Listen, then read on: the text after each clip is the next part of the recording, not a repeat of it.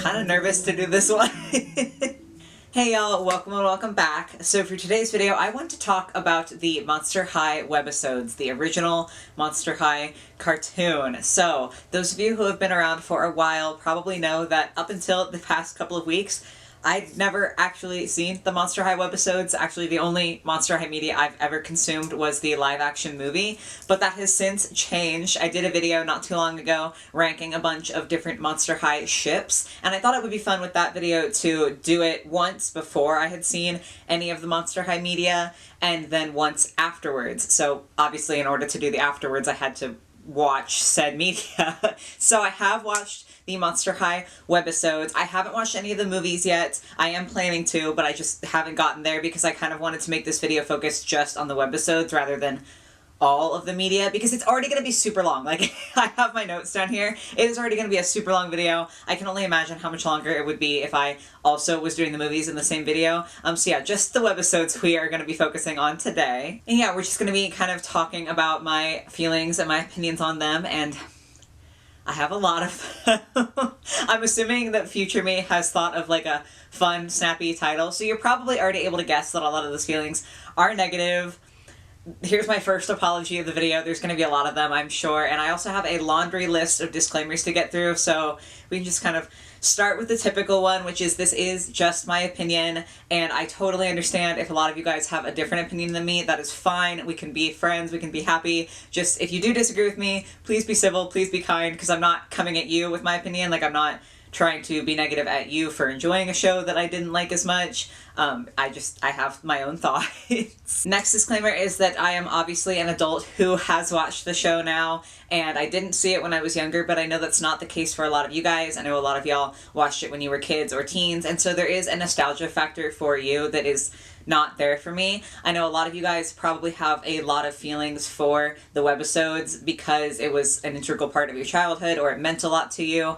So if you think that watching this video and watching me be really negative towards something that means a lot to you is going to ruin it for you, or it's going to kind of cause distaste where there wasn't any before, feel free to skip this video. I promise I won't be offended. Like, I don't want to ruin something that has a lot of nostalgia for somebody just because I have opinions. Like, if you're gonna be fine and if you can look at it happily regardless, I hope you enjoy the video. But I just kind of wanted to put that in because I know that this show does mean a lot to a lot of people, so I didn't want to like be upsetting anybody, you know? Then, like I said, I am an adult watching this. The time in which I could watch this show through childhood eyes is long since passed. I do know that it was made for kids, but I physically can't view it through like a childhood lens anymore, so I might be pretty hard on it, even though it is kids media. I don't know what else to say. Like, I might be really hard on this. Fourth disclaimer. So I did watch the show off of a YouTube playlist. It is entirely possible that some episodes were out of order, or that some episodes were just missed from the playlist altogether. It is what it is, and I don't think that any missed episodes would have drastically changed my opinion, so if I did miss something, oh well. Yes, we are still going with the disclaimers. As I said, I am only talking about the Webisodes and I haven't seen the movies. There is every possibility that I'm going to complain about something in the Webisodes that the movies would solve. Like, I might say, oh, this is kind of a weird plot hole, or like, this doesn't make any sense. And it might be the case that the movies make it make sense. I obviously don't know that. So I'm sorry if I do that. Feel free to point it out politely. But don't be too upset by it because it's just something that I haven't seen yet. And my opinions could change after seeing the movies. That's the other thing, is like, I could have totally different feelings after watching the movies. So, you know, this is just where I'm at right now. This is a less important one, but I did just kind of want to put it in here. I don't intend to put any clips of the Monster High Webisodes in the video, and I'm sorry if that's like a little bit more boring to you. I will be using screenshots where I can to try to show you what I'm talking about or illustrate my point, but I am terrified of the YouTube copyright claim system. I feel like it's very random on this platform what gets banned and what doesn't, or what gets claimed and what doesn't, and I'm putting in a lot of time and effort into this video and I don't want it to get copyright claimed, so I won't be putting the like clips in for that reason. It just feels like taking a chance and I'm not a gambler, so it's just gonna have to be screenshot. And then this last disclaimer is the most important one, so if you only hear one, if you ignored all the others, please hear this one. I am so bad at consuming media. I'm probably gonna talk about this a little bit more later, but like I'm so bad at it. I have a few shows that I like to watch and I will rewatch them over and over and over. Watching new shows gives me a lot of anxiety and I'm just really weirdly picky. I don't know, I don't get it, but I'm saying that because I'm not being uniquely mean to Monster High. I just am not nice with new media. I don't know why, but there are so many more things that I don't like than things that I do like. And then even things that I do like don't make any sense. Like there's no pattern. It's just completely random. So I don't want anyone to take this as me hating really hard or really specifically on the Monster High webisodes. I'm like this with everything, I promise you.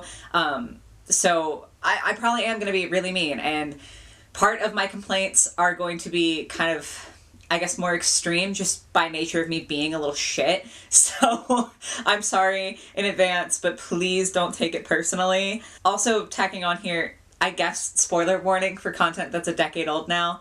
But I think that's finally all the disclaimers to get through. Can you tell that I'm a little nervous? I feel badly about the things that I'm going to have to say, but like, I'm still going to say them. So I guess let's get into it. For the first part of this video, I do want to go kind of volume by volume to talk about the webisodes because things changed so drastically between the different volumes. And Volume 1 was not a good start.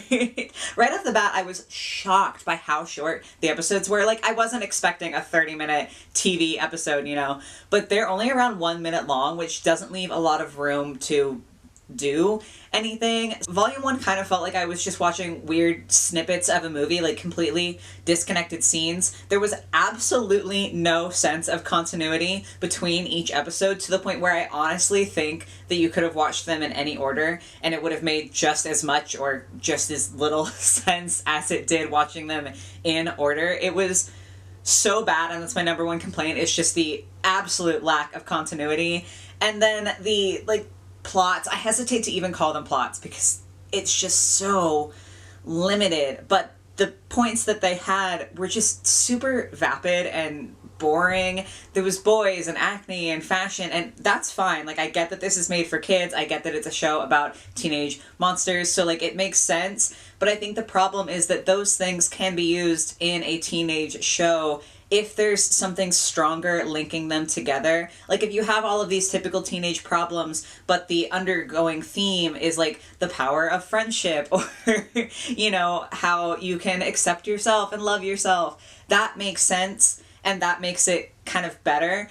But Volume 1 was completely devoid of anything deeper like that, so it literally was just very surface level, almost like one sentence plots about these really superficial topics. And I get it. Again, I know that it's for kids, it's about like teenage issues, but you can definitely go deeper with that and you can do more with that, and Volume 1 did not. The characters also weren't super, despite never having seen the webisodes before. I obviously have bought G1 dolls before, and I can wholeheartedly say that the diaries that the core G1 dolls come with have more character substance than honestly the entirety of Volume 1. That's how little character development happened in these episodes. And then even when the episodes bothered to try to have characteristics and try to give these people personality, it was super, super inconsistent. The one that bothered me the most was Draculaura, okay? In one episode, it is Draculaura's 1600th birthday.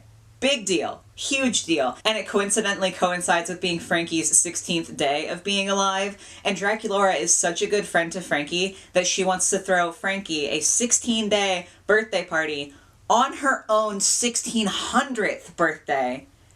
Like that's so sweet, right? That's so kind. That says a lot about Draculaura and her level of friendship and how much she cares for her friends. And then in another episode within Volume 1, they find out that Frankie has never seen a movie, and so all the ghouls want to like set up a way for Frankie to see a movie, and they blow a fuse, so they end up using Frankie as a battery so that they can watch the movie without her because she can't see it because she's the battery. So like, I know that that one's all of the ghouls, but the fact that in one episode Draculaura is literally willing to share one of her biggest birthdays with someone who's 16 days old, and then in another episode she is literally using her friend as an object, doesn't mesh to me. I get that it's supposed to be funny. It made me really sad, and it was very inconsistent character-wise. Overall, Volume 1 made me want to quit watching. I was approaching the webisodes with as much openness as I can muster for any new media. Like I said, it's kind of difficult for me, but I really was trying to go into this with open arms, and Volume 1 was just such a disappointment. But I wanted to be able to make this video for you guys. I wanted to be able to do a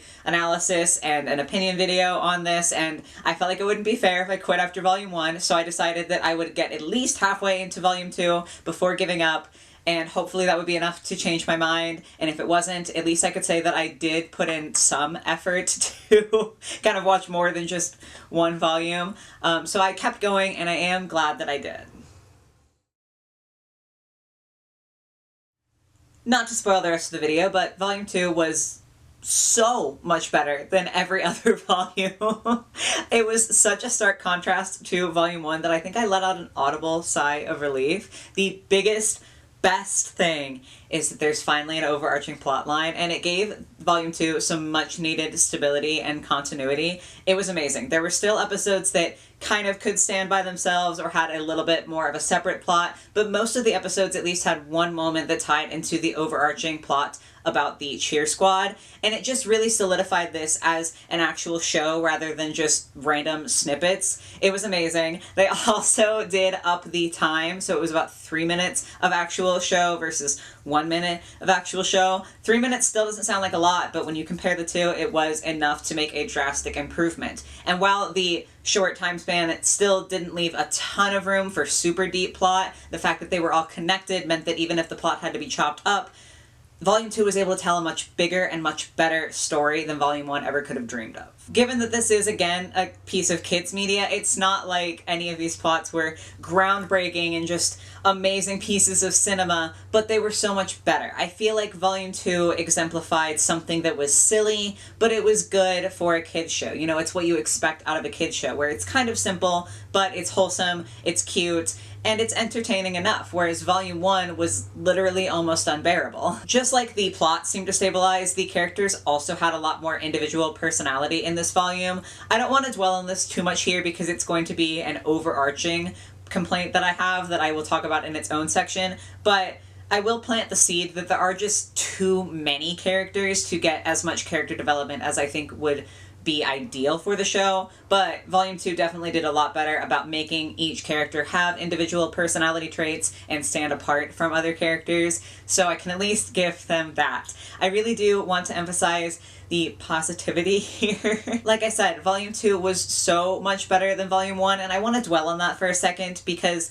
in addition to being better than Volume 1, it was, again, easily the best volume that I watched, and this is probably going to be the most positive that I am this whole video, so I'm gonna let y'all take a second to dwell in this positivity for a moment. We can just enjoy the good vibes for one moment, and then we're gonna dive straight back into the negativity. Volume 3 took away everything that Volume 2 improved upon, and I was absolutely gutted for it. The episodes did get a little bit shorter, kind of hovering around the 2-minute mark, but honestly, I could have forgiven the shorter runtime if they had continued to have this overarching plot to tie all of the episodes together.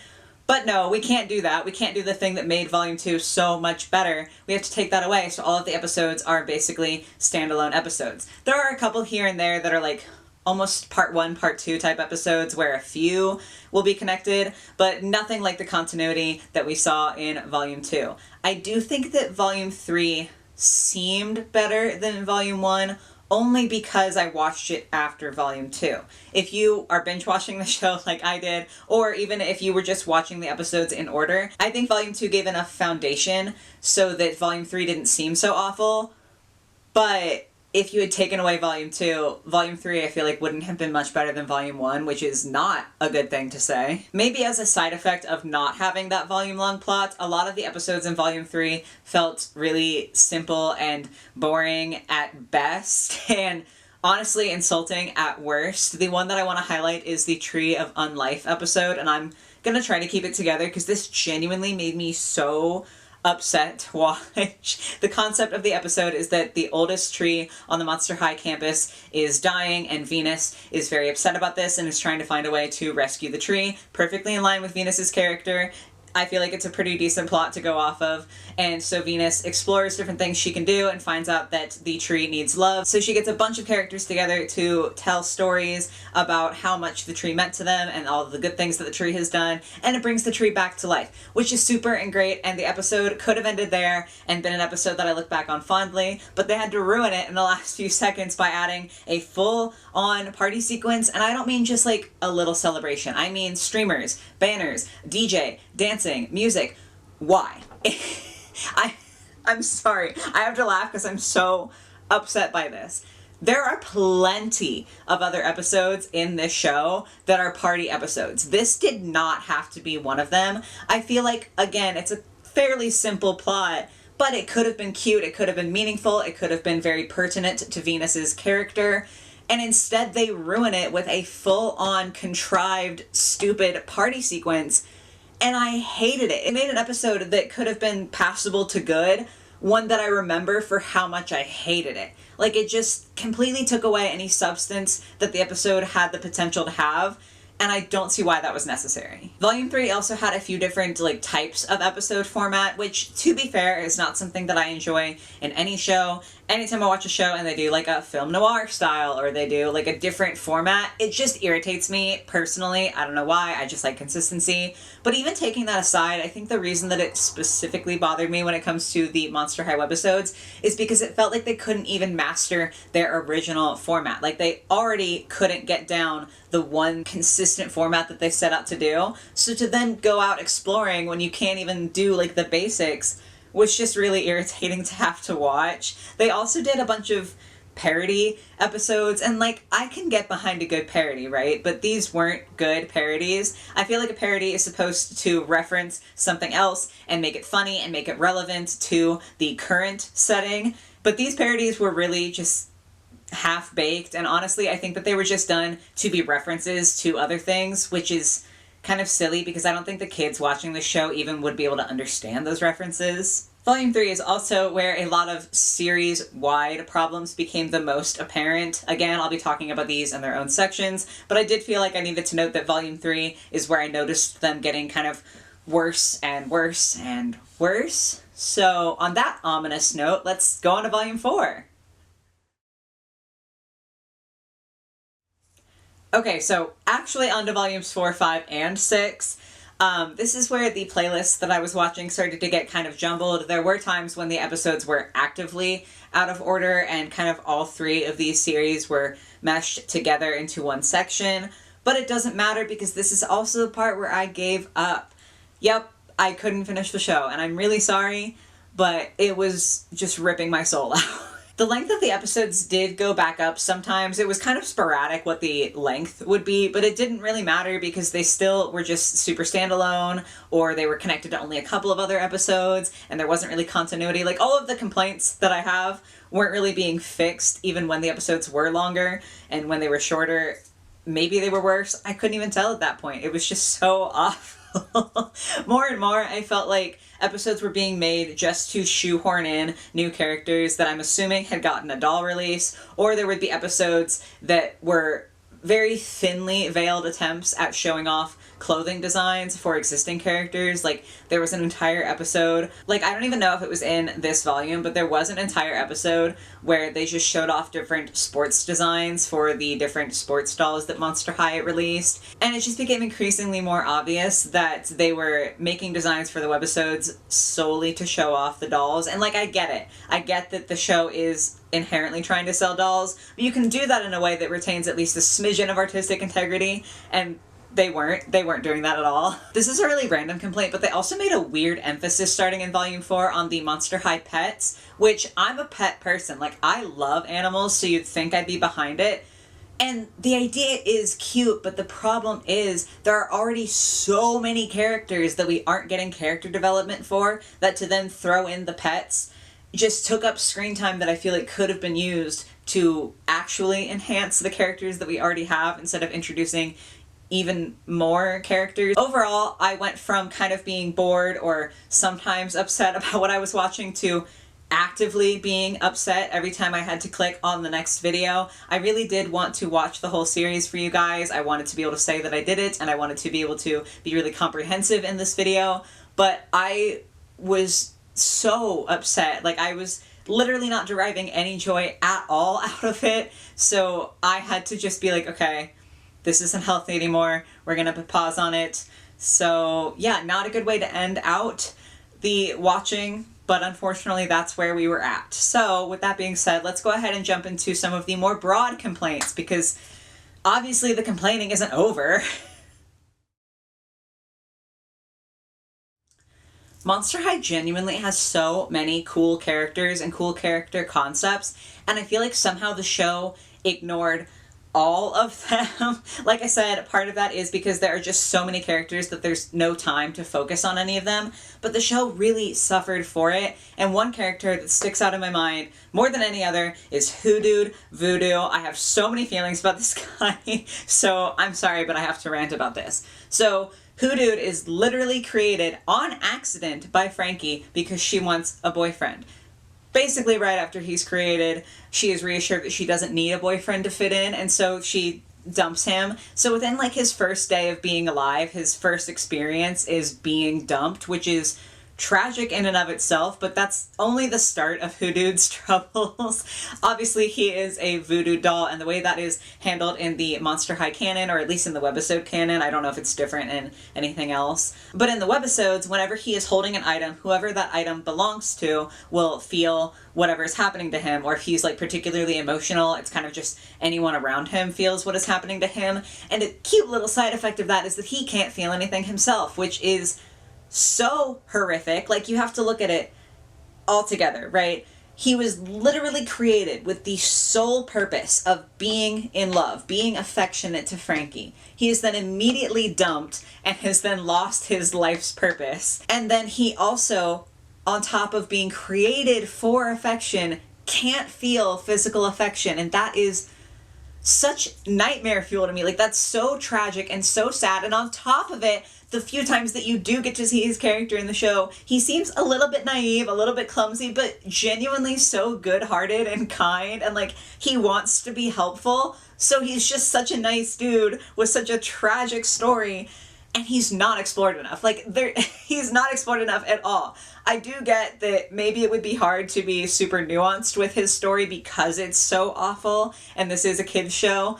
But it's just tragic to me that you have this super fascinating character, and realistically, very little was done with him. Like, he is definitely a supporting role, and I feel like he could have been a main role. Now, I get that he wasn't a core doll, so like, he wouldn't have caused sales to go up, and that's probably why he wasn't emphasized that much. I just think it's a travesty that they're gonna give what is ultimately a more background character such an interesting concept and then not do anything with it. And that happens with so many characters. I have to breathe. It's awful, though. Even the core characters aren't handled particularly well. While season 2 onward gave them kind of more individual personality traits so that you could see how they were distinct from other characters, I really don't feel like there was development, right? Like, I didn't see a lot of growth from the characters. Cleo is one that I want to talk about especially, and it's interesting because she's cited as a character who has a lot of development, at least in internet places that I've seen. Like, I've seen people using her as an example of how the show develops characters. And where is this development? In Volume 1, Cleo is basically the villain, and then in Volume 2, she's kind of the not-so-mean girl, where she's really snarky and a lot ruder than her friends, but ultimately she is kind at heart, right?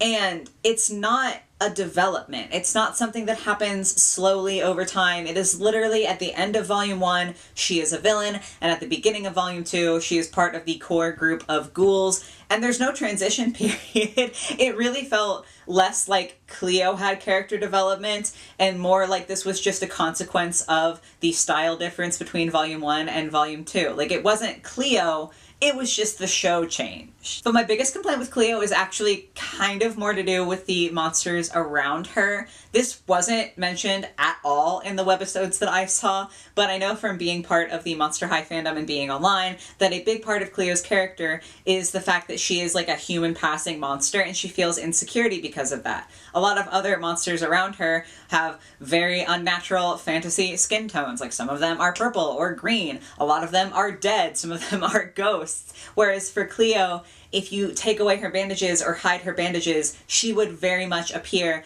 like a human. And in fact, she started her life out as a human. So she's supposed to have some insecurity there, and it's supposed to be a big deal for her. And even worse than not really touching on it, the webisodes actively undermine that facet of Cleo's personality. This internal conflict that Cleo has of feeling like she doesn't appear monstrous enough to fit in with her peers only works if she stands out amongst her peers for being the most human passing. And she just doesn't really, at least not to the extent that I think she would need to. Pardon me if I mispronounce this, but one of the teachers is Kindergruber. She teaches Home Ick, and she is apparently a witch, but she's not a witch like Costa, where she has green skin. She has a human skin tone, so by all means, she is human passing. There are a bunch of background characters that look human. Most notably to me was one known as Ponytail Girl, who just has pointy ears. I picked a good day to wear these. But yeah, she just has pointy ears, so if she ever wasn't wearing her hair in a ponytail, she would absolutely look like a human walking the halls of Monster High. And then Kindergruber is confirmed to be a witch, but there are many other teachers who literally on the Monster High wiki don't have a confirmed monster type and are considered possibly human because of how human they look. So it doesn't make sense for Cleo to have this insecurity and then have all of these monsters around her, both her peers and also her teachers, look and maybe even be human. And it's so stupid to me because it would be such a simple thing to just make them blue. Like, you can give them an unnatural skin tone. You don't have to do a ton of extra design. And that would at least make them monstrous enough to set Cleo apart. I know it sounds small and maybe I sound kind of petty for bringing it up, but I just feel like this would have been so interesting to explore with Cleo. And again, maybe the movies do more with this, and I hope they do because I think it's very fascinating, but it was such a disappointment that the webisodes didn't do anything. Like, right off the bat, there are two things that I think about that could have been really cool to explore with just this one aspect of Cleo's personality. The first is that she definitely feels kind of like the queen bee at the school, like she wants to be the most popular person at Monster High. And I know that part of that is just due to like her family dynamics, but also I can imagine part of that coming from the fact that part of her feels like she's not actually monstrous enough to be at Monster High, and so to compensate, she needs to be top dog at Monster High. I could be wrong, but that would be very interesting. And then the other thing that I really wish I had seen in the webisodes was an interaction between Cleo and Jackson. Now, Cleo and Jackson have pretty much nothing in common personality-wise, but Jackson is viewed at first as literally a normie, a human who is, for some reason, at Monster High. He literally believes he's just a person until it is revealed that he actually transforms into Holt Hyde, and that's kind of where he becomes more of a monster. So I feel like it would be so interesting to see Cleo and Jackson have this kind of almost unwilling camaraderie because maybe they don't get along and they don't have anything much in common, but the one thing they do have in common is the fact that they both appear more human to their peers, and maybe that's a source of insecurity for both of them. And like, that would have been so cool, right? Like, that would have been so interesting to see, and we just got none of it. I just feel like there's so much potential laid out in the bones of the characters, both core characters and kind of secondary characters in Monster High. And it's criminal to me that they're not fleshed out more. Again, I get that it's a kid's show. I get that the show is, like, supposed to get you interested in the dolls. Like, I understand, but I just feel like they're so interesting, and it is so sad to me that we don't get to see, at least in the webisodes, more depth with these characters. Now, that's, like, that complaint. I do have one more character-related complaint that I didn't really feel like fit in anywhere else, so I'm gonna put it in here. Definitely a different sort, but I have so many thoughts about this, so this is where we're putting it, and it's Claudine. I want to talk about Claudine. Specifically, I want to talk about Claudine and how she is dealt with when the other ghouls talk about boys, which is very specific. Just stay with me for a second. So Cleo and Deuce are introduced as a couple from day one. Claude and Draculaura get together pretty early on. Ghoulia has a thing with slow-mo. Gil and Laguna have a thing going. I know it's like controversial and it's kind of off and on, but they have a thing going. Like, all of the main ghouls have partners except Frankie is treated as kind of the different ghoul, like the odd one out for being single. But that's weird of me to say because Claudine wasn't in that list of ghouls with a boyfriend. Like, she doesn't have a romantic partner, but Frankie's the only one who's treated differently for it. The webisodes both managed to make it really obvious that Claudine doesn't have a partner and also completely ignore the issue. Whenever the group is talking, it is very obvious to the viewer that Claudine is single and does not have a boyfriend, but for some reason she's almost lumped in with the group of ghouls who does have a boyfriend. For example, in the episode where Frankie creates Hoodooed, a bunch of the ghouls are talking about the hardships of relationships with boys. Claudine specifically is complaining about Claude and Draculaura being together, so she's more complaining about her brother, and I know that that's a different type of relationship. But Cleo and then Laguna both bemoan their romantic relationships with boys, and Frankie chimes in being like, oh yeah, I know how hard it is. Cleo immediately shuts Frankie down. It's like, you know nothing, you don't have a boyfriend, you have no idea what we're talking about. So again, I get that Claudine is talking about a different kind of relationship with a boy, but Frankie's the only one who gets shut down. And Frankie could have just as easily been complaining about her platonic relationships with boys. Like, she has friends who are guys, she has classmates who are guys. So why is it that Claudine is allowed to complain about her brother, but Frankie isn't allowed to complain about boys at all because she's single? Like, Claudine is also single, but she's allowed to be included in that conversation, whereas Frankie is explicitly not allowed to be included in that conversation. And this is far from the only example of Claudine kind of towing this weird line. In the episode A Perfect Match, the ghouls are talking about a dance that is coming up, and the main focus of the episode is trying to get Abby a date. Claudine is also actively part of this conversation and also very single, and no one mentions it. Like, Abby doesn't have a partner for the dance, and the whole episode is spent setting up a speed dating situation for her so that she can find someone to go with. All of the other ghouls involved are very concerned that Abby doesn't have a date and are very proactively trying to get her a date. But Claudine is literally sitting right there, also dateless, and no one mentions this. Everyone acts like Claudine is already good to go and like she's not in the same boat as Abby, even though she very obviously is. It's like everyone knows that it's normal to not include Claudine in these conversations, even though, by all means, she should be. There's a lot of talk about boys and relationships within the Monster High webisodes, but Claudine is always, like, suspiciously absent from that. Watching the webtoon made me really understand why Claudine being a lesbian is such a popular fan theory, because not once in the episodes that I saw did she show an explicit interest in boys. She would call them cute on occasion, a very rare occasion, but it never went further than that. She never expressed a desire to have a boyfriend, and no one seemed to expect her to have a desire to have a boyfriend. Normally this wouldn't bother me because, like, I don't care if characters are single. Like, if she wants to be single, that's fine. It's not a big deal. But again, for a show that has so many episodes that do involve relationships, it's kind of weird for Claudine to just not be a part of it. And also, it would have been super easy for them to make a one-liner saying that Claudine likes being single or she's not interested in boys right now, and it would have explained it away. But instead, the show just lets it be this weird nebulous thing where for some reason Claudine is super single, super obviously single, and treated like she has a boyfriend when it comes to her interactions with other ghouls. It was just very confusing to me and very interesting to me, so I had to find some way to put it in this video. I've mentioned continuity a few times, and I just think that it's weird that a lot of these episodes aren't super connected. I know that a lot of the things I'm about to talk about are probably inherently because the episodes don't feel super connected, but just because I know why it's happening doesn't mean that I'm not upset about it. One of the first times I noticed this weird lack of continuity was when I realized how many times the characters have finals, which is a weird thing to say. Like, I know it's a weird complaint, but it's just kind of bizarre. At least within American high schools, I feel like you could use the term finals maybe twice a year, once at the halfway point of the year and then once at the end, but otherwise that's kind of the only finals that you would be having, at least again in an American high school. I don't have experience in other countries, but with my experience, those are the only two times you would really be using the term finals. But the characters in Monster High have finals all the time. Now, I don't have a complete, like, tally of all the times they have finals because starting out I didn't know that I would need to keep one, and I wasn't going to put myself through going through all the episodes again to find examples of every time they have finals.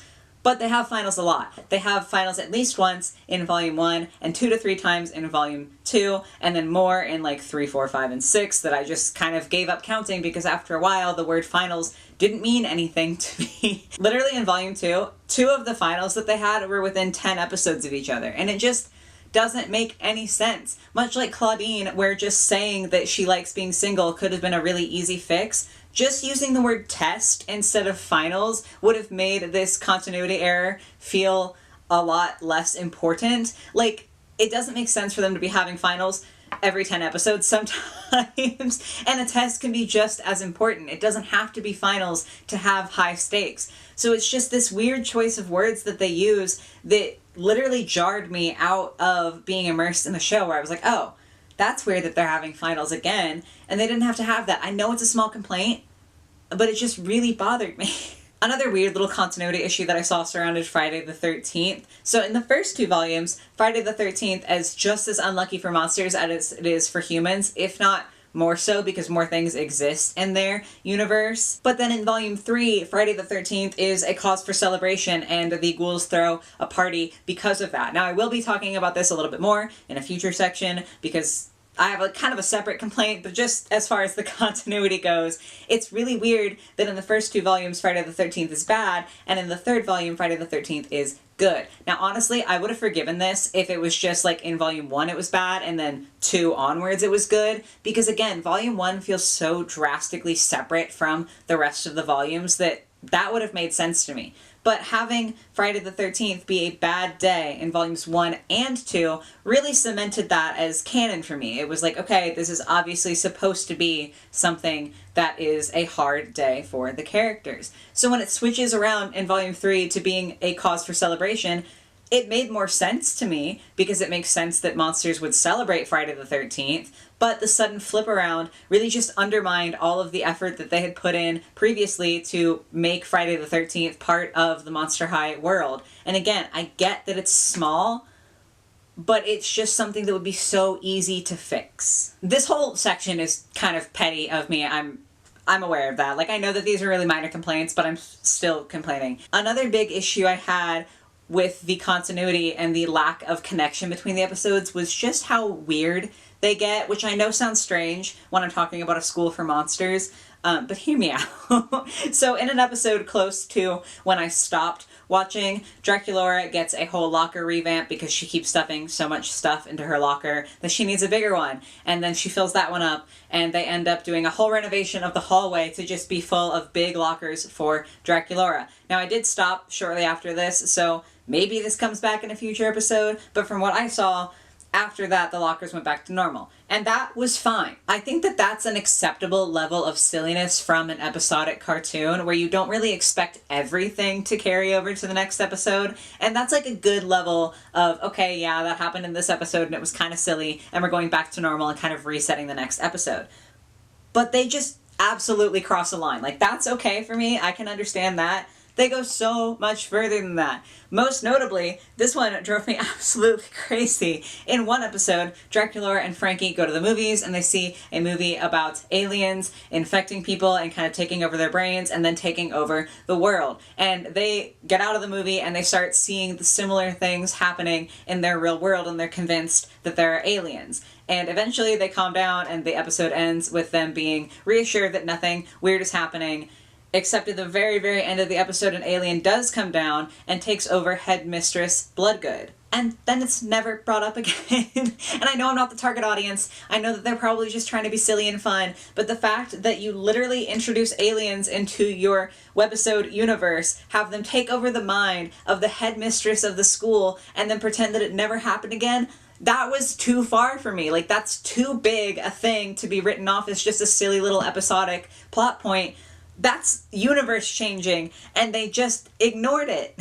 Again, I know the show is just trying to be silly and fun, but there is so much potential within the world of Monster High already that you don't have to go introducing things and then ignoring them to be silly and fun. Like, you can have that within the world you've already built. And also, I feel like even a kid's show should know when to strike a balance between being kind of quirky and goofy and taking itself seriously. And this show just didn't. It was pretty much always silly. And then when they did try to make it more serious, it didn't fit in because everything was so ridiculous. Because if we're going to ignore aliens, you can't expect me to take Frankie's relationship problem seriously. Because why does it matter? The headmistress is being controlled by aliens, maybe.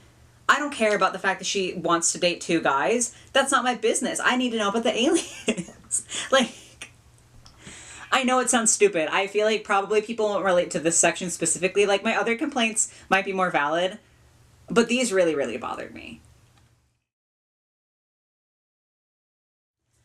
So those of you who have been in the Monster High fandom for a while probably know that the world building and the lore doesn't always fit together perfectly. Kind of the biggest example of this, and the idea that you kind of have to take the lore with a grain of salt, is just the fact that all of these monsters are super different and all go to the same school. Like the fact that Cleo started out as a person, is over 1,000 years old and is now a mummy and is still in high school, and also goes to school with Frankie, who is days old, who also goes to school with Draculaura, who is 1,000+ years old. Like, it doesn't necessarily mesh up super well, and there's not really lore to make it make a ton of sense. Like, you can say that monsters age differently, and that's kind of a blanket statement to try to make it work. It's not perfect, and I know that, and I feel like that's well known within the fandom. So I did know going into the webisodes that when it came to the lore of Monster High, I needed to suspend some of my disbelief to not be too critical, as uncritical as I can be. But really, there's only so much that I can forgive. I think the reason that I can semi-ignore the big issue of different monster ages and species is just because I understand that that would be a very complicated thing to make a world around. Like, making an actual explanation for it instead of just the blanket statement that monster ages act differently depending on your species would be pretty complicated. Like, that would take some intensive world building, it would take a lot of time and effort, and therefore Mattel would have to pay people to put in that time and effort. And I get that cementing that isn't necessary to sell the dolls, so I understand why Mattel didn't bother. However, the things that I'm going to be complaining about when it comes to lore are things that are easy fixes, and you might notice that this is a similar theme to the continuity and character complaints that I had. The issues that I have are ones that would be super simple to solve, and that's why it's insulting that they weren't. I understand that making a cohesive setting when it comes to the lore would be difficult, but these things are so simple and they just don't bother to fix them. So instead of coming across as something where you need to suspend your disbelief, it just comes across as something that is ridiculous, and it was kind of lazy to have it included. So it bothers me a lot more when it's like an easy fix. One perfect example of this is Genifier's brothers. So in one episode, Genifier is talking to a bunch of the monsters and is explaining that brute force isn't always the solution you need to get a problem solved, and she learned that from growing up with a bunch of brothers. They show her brothers on screen, and they all appear to be human, which begs the question, if Genifier has so many brothers and they all appear human, why does Genifier appear so much more dragon-like? Even if the brothers aren't human, why is she the only one who looks so different? And it's so stupid because it's a set of questions that I wouldn't have if they had just drawn the brothers as dragons. Like, they don't even have a speaking role. They're there for half a second.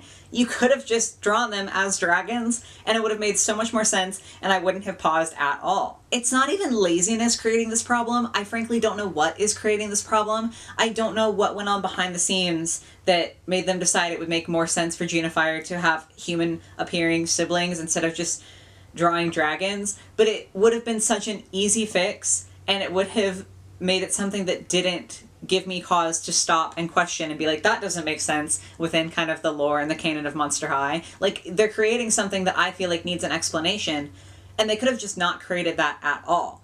My next example is maybe more of like a missed opportunity than a proper hole in the lore, but it still really bothered me, and that was how they handled Johnny's spirit. So he's like the top rebel of Monster High. He literally got detention for 1,000 years. And it's not explained why. Again, this could be something that the movies deal with, but in the webisodes, they never say why Johnny Spirit got detention for 1,000 years. Like, that's a huge punishment. It would be good to know why that happened. And again, this bothers me because it would be so easy to fix. You literally need one sentence, one passing line of a monster saying why it was he got detention, or a couple of monsters speculating, one sentence saying no one can even remember what he did. All of these things would lead to more intrigue around his character, whether that's because of the mystery or because he did something so terrible to land 1,000 years in detention. Like, it literally would take 1 second to build more onto his character and also the world they live in, because that would have to be a heck of a thing to have done to earn 1,000 years of detention. So, like, what kind of act merits that punishment within this world? It's an important question to me, but it's one that we don't get answers to, and it would have been so easy to add it in, and it's just so frustrating that no one cared enough to put that in. There are so many other examples I could give along this line, but for the sake of some brevity and mostly my sanity, we'll just skip to my last and my biggest complaint, which is why in a school populated by monsters, for monsters, why do all of the monsters act so human? I hinted at this with the Friday the 13th remarks earlier, and I want to delve deeper into that now, because why are monsters afraid of Friday the 13th? It doesn't make sense. It would make so much more sense for Friday the 13th to be a lucky day for monsters, because all of the things that are unlucky for humans are lucky for them. Like, that makes more sense within the world that Monster High is trying to create. And I do know that in some volumes that's the case, but why wasn't it that way from the beginning? Like, why did they start out implying in the first 2 volumes that Monster High has this terrible Friday the 13th curse where it's terrifying to be there and everything is awful? It just doesn't make sense. And it's not just Friday the 13th. Constantly, through all of the volumes that I managed to make it through, the ghouls are afraid of things that they have no right to be afraid of. There are a lot of episodes that deal with, like, myths around beasts living in certain areas of Monster High, and the ghouls are always afraid of this, which doesn't make sense, because why would you be scared of a beast when some of your friends are beast-based monsters? There's one episode where Frankie has to dive into the deep end of the Monster High pool and has to fight what seems like a kraken or a giant squid, something in kind of that line, and she's afraid. But why are you afraid of a kraken when your friend is a vampire? Like, I know she's afraid of blood, but she could bite you. And you're afraid of a kraken? It doesn't make sense to me why Frankie would be afraid of a giant squid when one of her best friends is a vampire who could bite her at any time. And there's also literally a minotaur running around the halls of the school getting enraged whenever he sees the color red. But for some reason, the kraken is the threat. This particular issue bothered me so much. Like, sometimes I get it. Like Cleo, she is afraid of the dark, so it makes sense that she would be nervous in dark places because she holds trauma with that. But all of the other ghouls have no reason to be afraid of the dark, but there are times when they are in situations where they're in a dark place and they're, like, afraid of what goes bump in the night, when they are literally what goes bump in the night. In another episode, a bunch of the characters go to Twyla's house to study, and Cleo accidentally releases a box of what appear to be a bunch of spirits, and all of the characters are terrified. They're like, what do we do? How do we get them back in the box? This is so scary. They're hiding. They literally go to school with ghosts. Why are you afraid of ghosts when some of your classmates are also ghosts? It's just such a weird double standard. Most of the time, the, like, beasts that they're afraid of seem to lack the more humanoid aspects of the actual characters. But to me, that also doesn't make sense because, like, wouldn't it be way more scary for a beast to have the capability to hurt you and also the intelligence to know how to hurt you? Like, why would you be afraid of a regular wolf over a werewolf? Because a regular wolf, yeah, it might attack you, but, like, a werewolf could plot against you and attack you, you know? Like, it doesn't make sense. And I'm not saying that any of the monsters, any of the characters of Monster High would do that. I'm just trying to illustrate that it doesn't make sense for characters to be afraid of animals when everyone around them is a monster. And again, I feel like it wouldn't be that hard to fix this. If you want to lean into the fun and silly, because most of the show seems just silly, you could make it so that the monsters are afraid of things that humans think are cute. Make it so that baby chicks and bunnies are scary to the characters. Or if you want to keep more of the edge, give us an explanation for why these beasts are scarier than the monsters that these characters go to school with. We know within the Monster High universe that, like, curses and that sort of thing are real. Cleo has all kinds of amulets and trinkets that do magic, and there's witches in this universe, so obviously curses are real. So why not just establish it that the monsters are afraid of getting cursed themselves, or that all the beasts that they are afraid of are cursed and that's why they're scary? Like, there's so much you could do with the world building to make it make sense, and it would take so little effort, and that's why it's bothersome, because I just feel like there's so many things in this world that don't make sense on a very, very surface level that you wouldn't have to work hard to fix. And it really took me out of it. Every time they were afraid of something stupid that, like, I would be afraid of, it took me out of the viewing experience because it didn't make sense. So, that was a lot of ranting. I do feel really bad. I felt bad the entire time that I was making the script for this video, and also just while I was watching the webisodes, because when I said that I was planning on doing so, a lot of you guys were excited and expressing how you were ready to see what I thought of the webisodes and you hoped that I liked them, and I just felt so guilty knowing that I wasn't enjoying them, and then when I was writing, knowing that I was actively writing a script about how much I didn't like the show, I felt so bad. So again, I am really sorry if you liked it. It's not bad that you liked it, and if it did bring you joy, I'm happy that you found joy in this. It just didn't hit that way for me. I'm just very critical. I know pretty much everything I talked about today was negative, but I do want to, I guess, try to end on a slightly more positive note. The characters I didn't think were well developed, but like I said, the basis for the characters is really good, and I still do really enjoy a lot of the characters despite the fact that they didn't get a ton of development. I did really like watching Volume 2, so even though it was the only volume that I can say that about, at least there was that good moment. And the biggest thing that I can say about the Monster High show that's positive is that it didn't stop me from wanting to watch the movies, which I know sounds like an incredibly low bar, but with the way that I watch media, that's actually extremely high praise. I feel like I don't have the words to accurately stress how hard it is for me to consume media and how weird I am when I do consume media. Like, it goes beyond picky. I think it probably has to do with some sort of undiagnosed neurodivergence, but like, we don't have to get into that right now.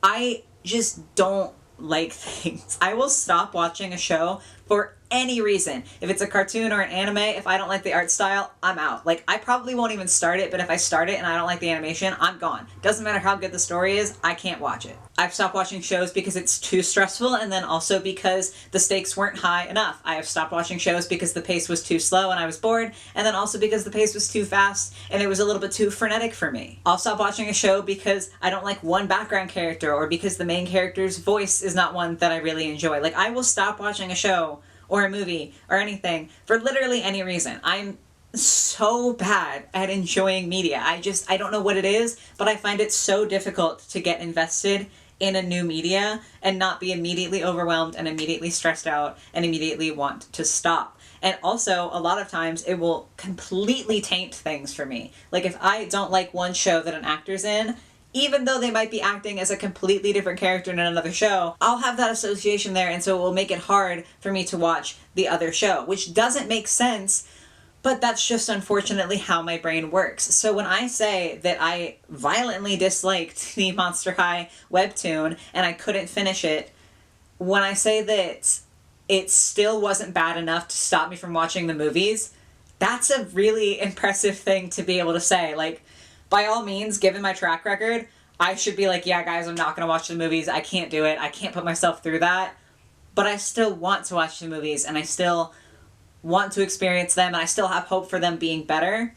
So I know that that sounds ridiculous, and I know that that sounds like it's not a lot of praise, but it's very impressive. Like, the notes that I have for this video are literally over 6,000 words. So the fact that I can write 6,000 words about how much I don't like something and still be willing to watch other things that are part of the same franchise is, from me, high praise. So I hope you guys get what I'm saying. Again, I feel the need to apologize to people who like the show.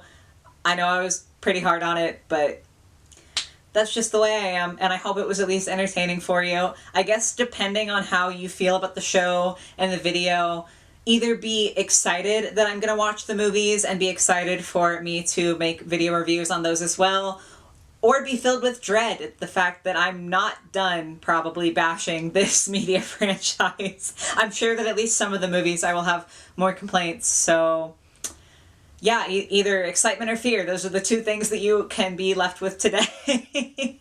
But regardless of how you feel, again, I do hope that this was at least entertaining for you. I hope that if you liked the episodes, it was fun to watch me ranting, and if you didn't like the episodes, this was kind of a validation for you. Please do let me know what you think about the show in the comments down below. Let me know what you think I'm going to think of the movies based on this, and yeah, just please be nice. I promise I'm not trying to offend anyone, so I'm sorry if I did, but I really don't mean for it to come across that way. So if you disagree with me, feel free absolutely to express your opinion. Just please be nice because I'm sensitive.